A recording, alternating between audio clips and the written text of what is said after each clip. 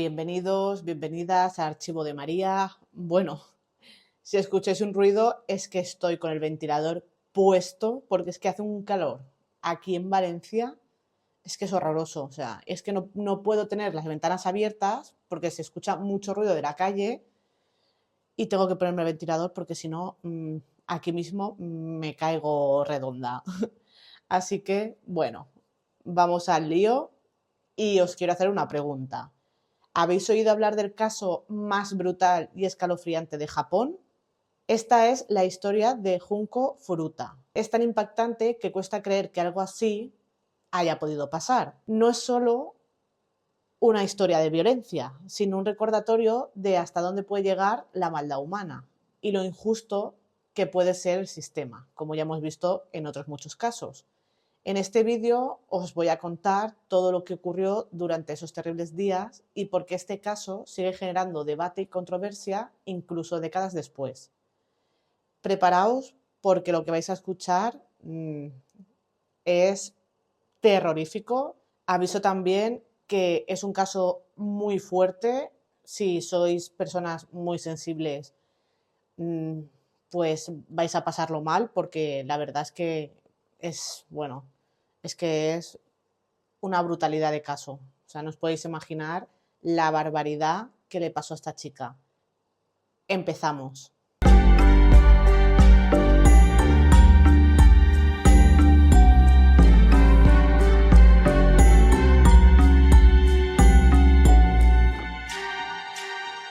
Junko Furuta era una chica japonesa que vivía en Misato, una ciudad de la provincia de Saitama. Venía de una familia bastante normal, con su padre, su madre y sus 2 hermanos. Iba al instituto allí mismo, en Saitama, y además trabajaba por las tardes en una fábrica de plásticos. Lo hacía para ahorrar algo de dinero para un viaje de graduación que pues tenía muchas ganas de hacer. Y cuando terminara los estudios ya tenía planeado empezar a trabajar en una tienda de electrónica. Vamos, era una chica pues con la cabeza muy bien amueblada. Era bastante conocida en el instituto ya que era muy simpática, con muy buenas notas, responsable y además llamaba la atención por su aspecto y su forma de ser. Eso sí, eso también le trajo algún que otro problema, porque ya sabemos que a veces destacar no siempre hace que a todo el mundo le caigas bien. Ella no fumaba, no bebía, no se metía en líos, iba a lo suyo, estaba centrada. Y ese estilo de vida tan tranquilo, pues no gustaba mucho a ciertos chicos del instituto que iban de duros o de malotes. Algunos de ellos incluso tenían conexiones con los yakuza, o al menos eso creían ellos. Uno de esos chicos era Hiroshi Miyano. A Hiroshi, por lo visto, Junko le gustaba bastante, pero no en plan romántico. La cosa es que él empezó a obsesionarse con ella y hasta llegó a proponerle que salieran juntos o incluso que se casaran. Junko, como es normal, le dijo que no. Ella no tenía ningún interés en él y menos con la fama que este chico tenía. Porque si no sabéis lo que es la yakuza, pues es como la mafia allí en Japón. Un rollo así mafioso de chungos. No son buenas compañías, la verdad. Entonces Junko pues no le interesaba para nada este chico. Pero claro, Hiroshi no era un chico cualquiera. Era uno de esos que se creían que eran los reyes del mundo. Nadie se atrevía a decirle nunca que no, así que cuando Junko le plantó cara y lo rechazó, él lo tomó como una ofensa personal. Le dolió más el orgullo que otra cosa y en vez de pasar página como haría cualquier otra persona normal, pues decidió vengarse. Junto a unos amigos, todos con aire de gángster y grandeza, empezaron a maquinar un plan para hacerle pagar a Junko lo que él consideraba una humillación. El plan de Hiroshi y de sus amigos era bastante retorcido. Básicamente hacían que uno de sus amigos atacara a Junko por sorpresa y luego él apareciera como el héroe, haciéndose el bueno para ganarse su confianza, pero era todo una trampa. El 25 de noviembre de 1988, Junko volvía en bici a casa tras su turno en la fábrica cuando un chico desconocido la empujó y la tiró al suelo. Y, casualidades de la vida, Hiroshi estaba justo al otro lado de la calle y corría a salvarla. Después de eso, se ofreció a acompañarla a casa y aunque Junko no se fiaba del todo, en ese momento le pareció mejor idea aceptar su ayuda que quedarse sola por ahí, sabiendo que acababa de ser atacada. No tenía ni idea de lo que realmente estaba pasando. No se podían imaginar que todo era parte de un plan, ni que Hiroshi, en el fondo, la tenía tomada con ella desde hacía tiempo. En vez de llevarla a su casa, Hiroshi la condujo hasta un almacén abandonado. Allí le soltó que tenía conexiones con la Yakuza, como si fuera una amenaza, y después, pues, abusó sexualmente de ella. Más tarde la llevó a un hotel donde llamó a otros amigos suyos, Joe Ogura y Yasushi Watanabe. A partir de ahí, los tres se turnaron para seguir agrediéndola. Tristemente, no era la primera vez que hacían algo así. Semanas antes ya se lo habían hecho a otra chica. Pero con Junko decidieron no dejarla marchar. Temían que si la liberaban, ella iría a la policía a contarlo todo. Así que pensaron que lo mejor era pues seguir reteniéndola. Al día siguiente, Hiroshi la llevó a un parque donde les esperaba Joe, Yasushi y un cuarto chico llamado Nobuharu Minato, y allí le sacaron la dirección de su casa y la usaron para amenazarla. Si intentaba escapar o contar algo, le harían daño a su familia.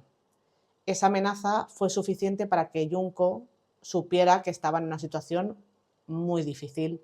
Después la llevaron a casa de los padres de Minato, donde la mantendrían retenida durante los siguientes 42 días.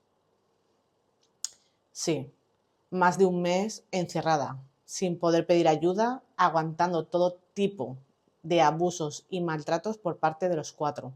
Es que es increíble, o sea, es que, bueno, esto solo es el principio, es que, como os he dicho antes, este caso es muy fuerte y es que vais a flipar, porque es que es terrible. Pero bueno, no me enrollo y continúo. A los pocos días de su desaparición, los padres de Junko se pusieron en contacto con la policía para denunciar que no sabían nada de ella. Pero los chicos que ya se lo esperaban obligaron a Junko a llamar a sus padres y decirles que estaba bien, que se había escapado por voluntad propia y que se estaba quedando en casa de una amiga.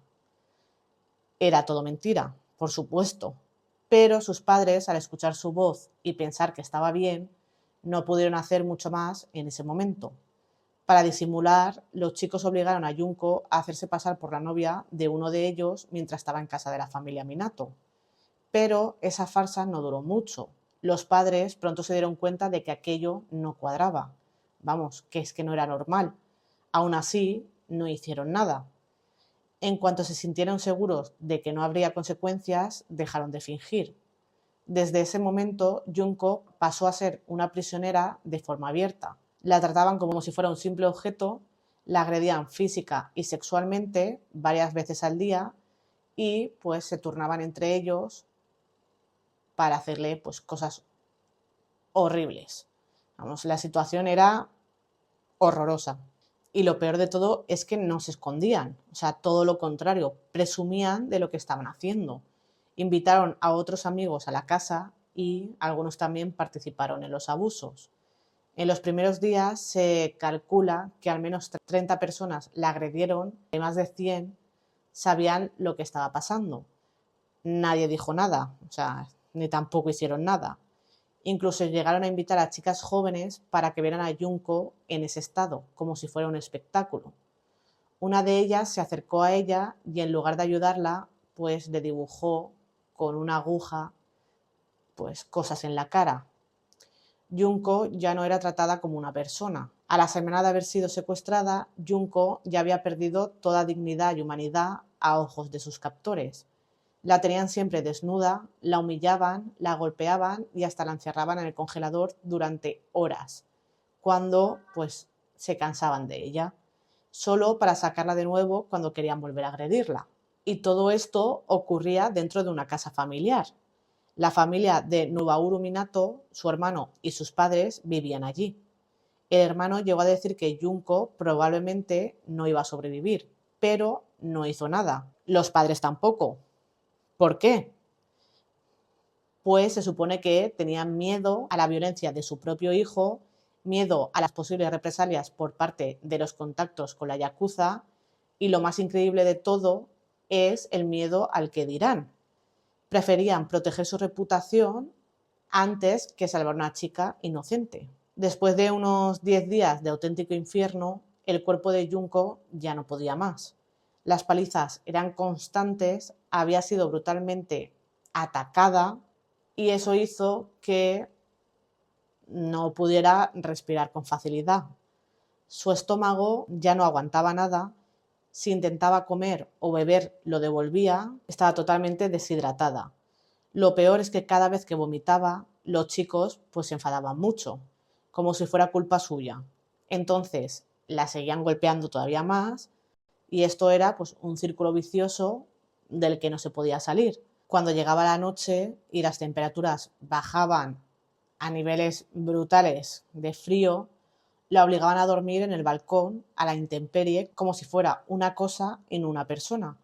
Estamos hablando de temperaturas muy cercanas o incluso por debajo de los 0 grados. Unos días después, uno de los tipos que había estado en esa casa y que sabía lo que estaba pasando se lo contó a su hermano. Y ese hermano por fin hizo lo que nadie había hecho antes, llamar a la policía. 2 agentes fueron enviados a la casa de los Minato, tocaron la puerta y hablaron con los padres. Les explicaron que tenían una sospecha bastante seria de que una chica estaba siendo retenida ahí. ¿Y qué hicieron los padres? Simplemente negaron todo. Aquí no hay ninguna chica y ya está.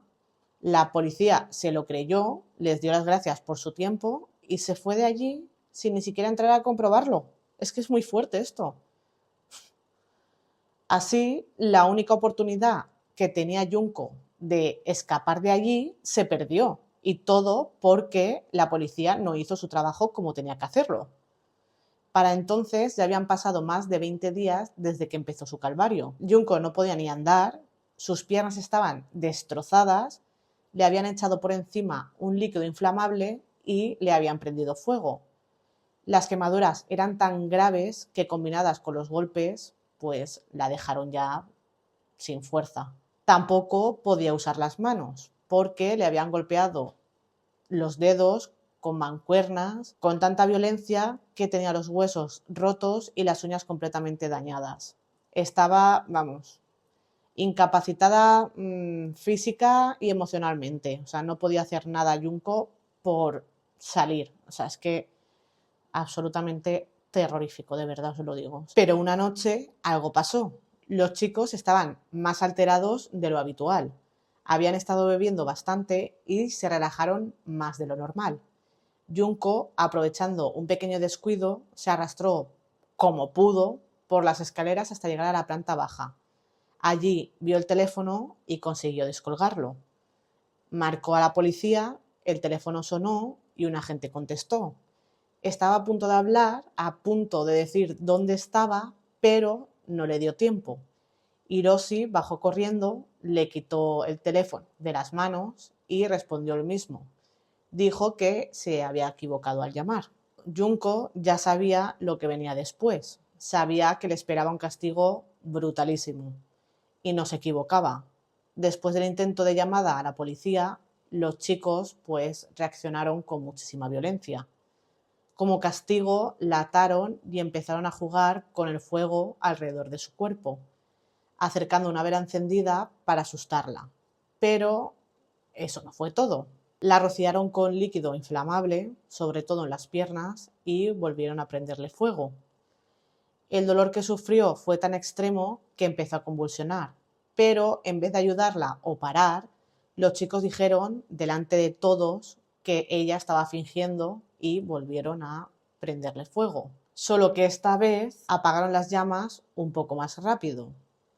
A pesar de todo, Junko seguía viva. Su cuerpo estaba al límite, pero estaba aguantando. A partir de ese momento empezó a suplicar que por favor acabaran con su vida, que acabaran ya con todo el sufrimiento. Pero es que ni eso fueron capaces de concederle. A raíz de eso inventaron otra forma de hacerle daño. Uno de ellos le sujetaba la cabeza contra el suelo de cemento mientras los demás saltaban encima de ella, como si su cuerpo pues no fuera más que un saco.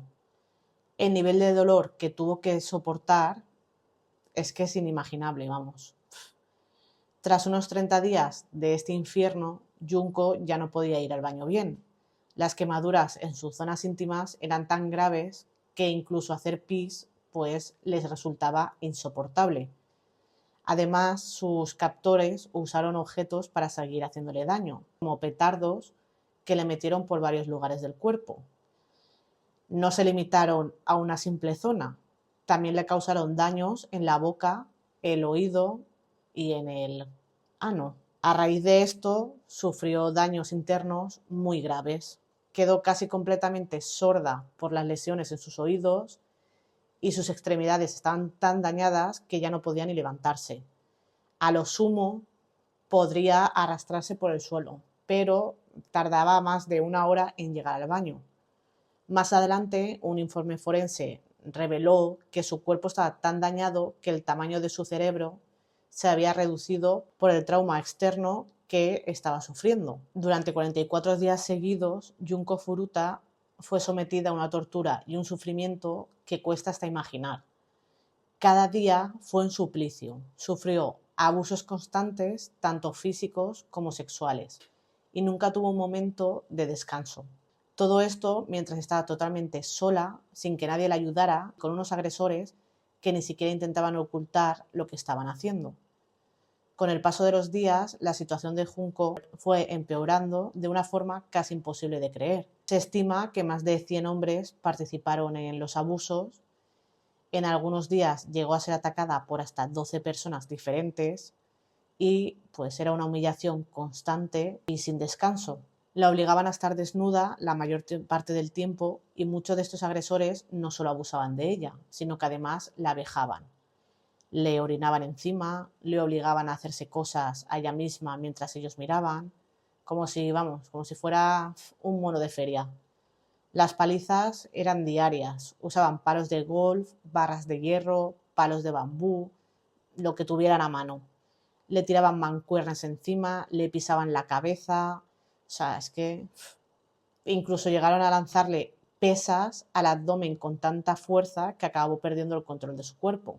Uno de los castigos más crueles fue cuando le derritieron cera caliente sobre la cara, especialmente los párpados, y pues también le quemaron la piel con cigarrillos. A lo largo de las semanas le introdujeron todo tipo de objetos como forma de tortura, desde botellas hasta utensilios de cocina, agujas y otros objetos afilados o punzantes. Todo con una violencia muy extrema. Incluso llegaron a meterle petardos provocándole quemaduras y heridas graves. También le arrancaron el pezón con unas pinzas y en otras ocasiones la colgaban del techo como si fuera un saco de boxeo, golpeándola durante horas. Apenas le daban comida o agua y cuando lo hacían, pues era para obligarla a comer cosas como cucarachas o beber pis, solo para seguir humillándola. O sea, es que no tenían fin. También le pincharon los pechos con agujas de coser, algunas de las cuales ni siquiera se las quitaban luego. Le quemaron sus partes íntimas y en uno de los episodios más crueles le metieron una bombilla encendida que acabó rompiéndose dentro de ella. Tras tantas semanas de tortura, su cuerpo estaba irreconocible. Ya no parecía una chica de 17 años. Su rostro, su cuerpo, su forma de hablar, todo había cambiado. El daño que le hicieron fue tan brutal que resultaba difícil encontrar palabras para describirlo con justicia. A estas alturas, Junko ya estaba irreconocible. Su cara estaba tan golpeada e hinchada que apenas se le distinguían los rasgos. Y su cuerpo estaba gravemente herido, deformado y empezaba a oler mal, como si algo pues ya se estuviera apagando dentro de ella. Tenía hemorragias en sus partes íntimas y apenas podía respirar. El 1 de enero, día de Año Nuevo, Junko despertó sola. Lo pasó suplicando que por favor alguien la dejara morir. Y entonces, el 4 de enero, los chicos, como si no fuera suficiente, la obligaron a jugar al majo. El Mahjong es un juego de mesa tradicional de origen chino que se juega con fichas. Es bastante popular en Asia y también en otras partes del mundo. Ella sola, en una especie de burla sádica y para colmo, ganó la partida. O sea, imaginaos en el estado en el que ella estaba, que estaba medio muerta, consiguió ganarles. Y eso, pues, ¿qué hizo? Que se enfadaran muchísimo. La reacción que tuvieron estos chicos fue brutal. Cogieron una barra de hierro y la golpearon una vez más con mucha fuerza. Después le volvieron a echar líquido inflamable por los brazos, las piernas, el abdomen y la cara, incluso en los ojos. Como si eso no fuera bastante, le acercaron una vela a la cara y le prendieron fuego. Junko intentó apagar las llamas con lo poco que le quedaba de energía, pero su cuerpo no lo respondía.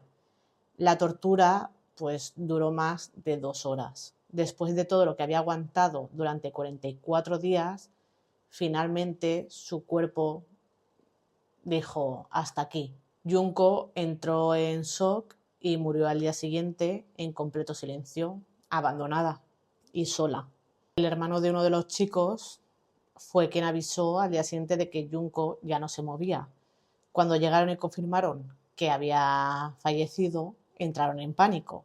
Sabían que lo que habían hecho no tenía perdón. Temían por la cadena perpetua o algo peor. Pero en lugar de entregarse, idearon un plan para deshacerse del cuerpo. Metieron el cuerpo de Junko en un bidón de aceite de 200 litros, lo llenaron de hormigón y lo dejaron en una obra en construcción en Koto, un distrito de Tokio, un sitio cualquiera en medio de la nada. Lo hicieron tan mal que se olvidó esconder un mechón de su pelo, que quedaba asomando del cemento. Y aún así parecía que nadie los iba a pillar. No había pistas, no había testigos y Junko seguía oficialmente como una chica fugada.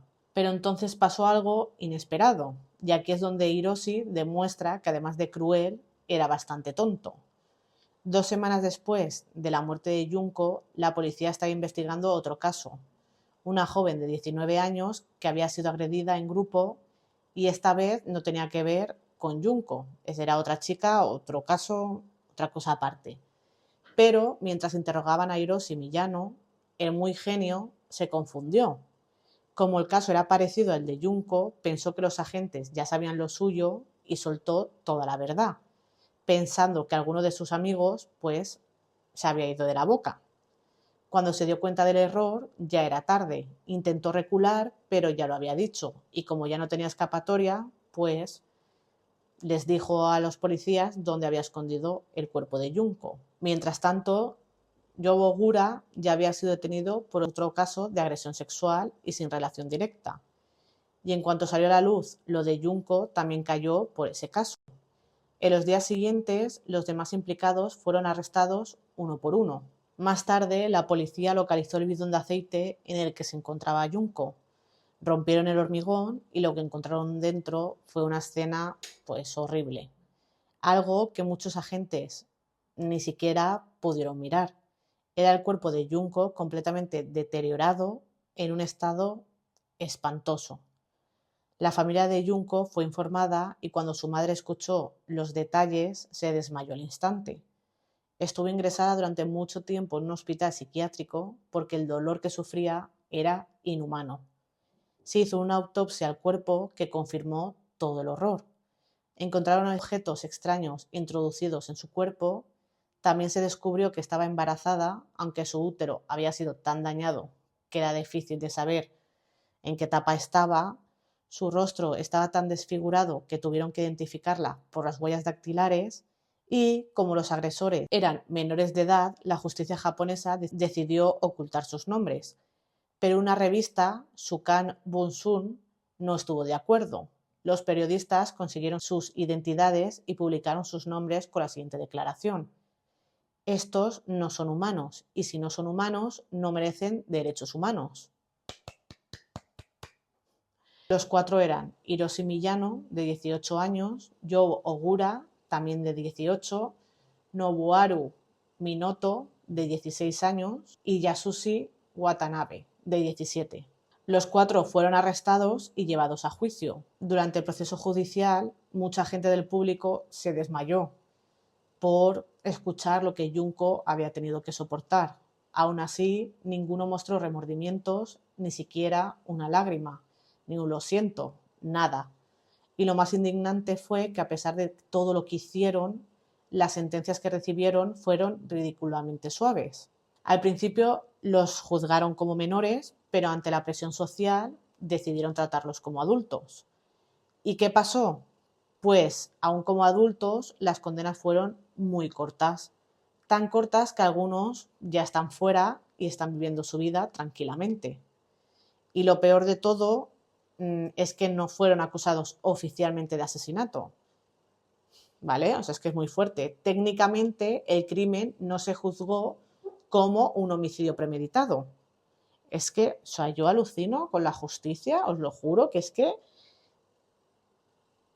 no hay caso que hablemos en este canal que no haya una injusticia total a la hora de poner condenas. Es que yo estoy flipando. Hasta el día de hoy, este caso sigue generando rabia e indignación, no solo por la crueldad, sino también por la impunidad. Junko Furuta fue una víctima total de la violencia, la cobardía y un sistema judicial que no estuvo a la altura. En vez de ser acusados por asesinato, como sería lo lógico, les imputaron cargos muy leves. En Japón, el sistema judicial de menores está muy enfocado en la rehabilitación, más que en el castigo. Eso significa que generalmente los menores reciben penas bastante reducidas, incluso en casos extremos como este. Hiroshi Miyano fue condenado a 20 años de prisión, Nobuharu Minato recibió entre 5 y 7 años, Yasushi Watanabe 9 años y Yo Ogura 8 años.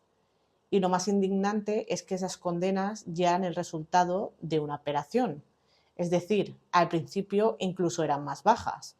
De hecho, hubo quien se preguntó si esos lazos con la Yakuza no tuvieron algo que ver con esa clemencia. Y si pensáis que cumplieron toda la condena, ya sabéis que no.